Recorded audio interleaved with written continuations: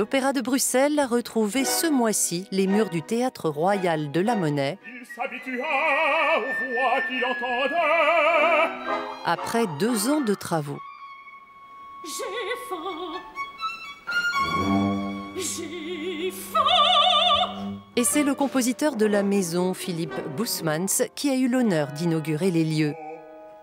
Geppetto contemporain, il a mis en musique le Pinocchio écrit par Joël Pomera, un pantin hâbleur et tyrannique, maltraité dans sa quête d'humanité. Trop d'argent. T'es pauvre. C'est formidable qu'on commence avec une pièce comme ça, une pièce un peu initiatique.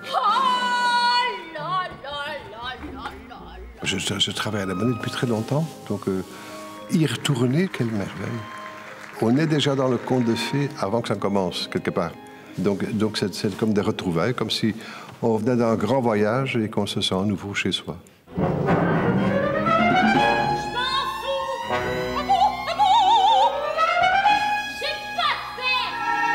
Chloé Briot campe Pinocchio. Mais je mange jamais, moi.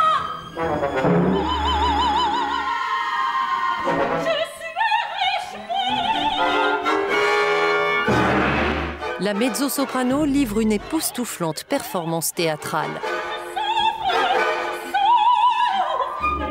Très honnêtement, chanter du Philippe Bousmans, c'est très confortable.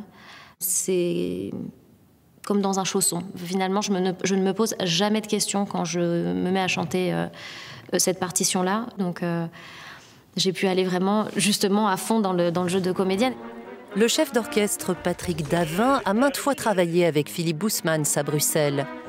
Je vous brosserai le poil avec une belle brosse.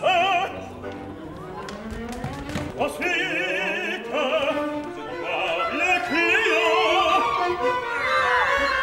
C'est bien de parler avec les compositeurs avant, quand on prépare, voir un peu ce qu'ils voulaient faire, la germination comme ça de leurs idées, parce qu'elles aident parfois à trouver la solution.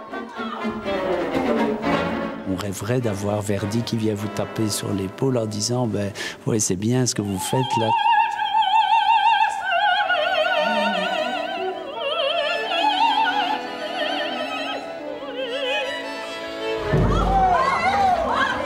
Au moment de l'écriture, on doit être très très lucide et à la fois sensible. On doit être lucide parce qu'il y a beaucoup de choses à la fois.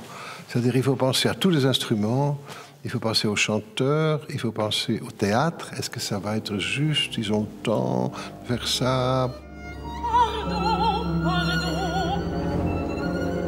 Pardon, je ferai comme tu dis. La morale de la pièce, c'est quand même celui qui passe par les épreuves de la vie, qui veut bien apprendre, il peut devenir quelqu'un de vrai. Pas seulement vrai en chair, mais vrai aussi quelqu'un qui ne ment plus, qui dit la vérité, qui ne triche plus avec la vie. Qu'est-ce que tu